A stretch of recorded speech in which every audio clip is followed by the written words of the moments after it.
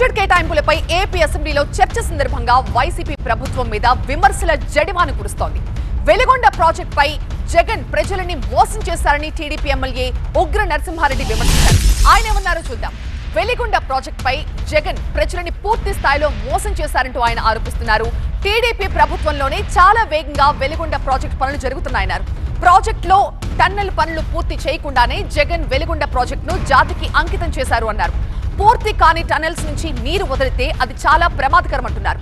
ఇక బడ్జెట్ లో వెలిగొండ ప్రాజెక్ట్ కి 300 కోట్లు కేటాయించడాన్ని స్వాగతిస్తున్నామని చెప్పారు ఉగ్ర నరసింహారెడ్డి. మాకు ఈరోజు వెలిగొండ ప్రాజెక్టు ఎప్పటి నుంచో చెప్తూ ఉన్నారు కానీ దాని మీద మన ప్రభుత్వంలోనే పని జరిగింది. కానీ గత ప్రభుత్వంలో మేము ఏదో చేశాము, జాతికి అంకితం చేశామని చెప్పేసి టీవీలో చెప్తూ ఆ రోజు ముఖ్యమంత్రి సాక్షి, మాజీ ముఖ్యమంత్రి సాక్షిగా ఆ ప్రాజెక్టు దగ్గరికి వెళ్ళి జాతికి అంకితం అని చెప్పారు సార్. దాదాపు టన్నల్ వర్క్ లో ఇంకా చాలా పని జరగాల్సింది ఉంది సార్.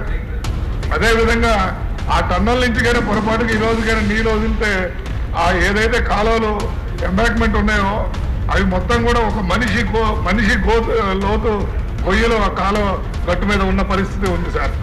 కానీ అటువంటి పరిస్థితిలో ప్రజల్ని మోసం చేస్తూ గత ప్రభుత్వం అంతా అయిపోయింది, వెలిగొండ ప్రాజెక్టు మేము కంప్లీట్ చేశామని చెప్పేసి సినిమా స్టైల్లో ప్రజెంట్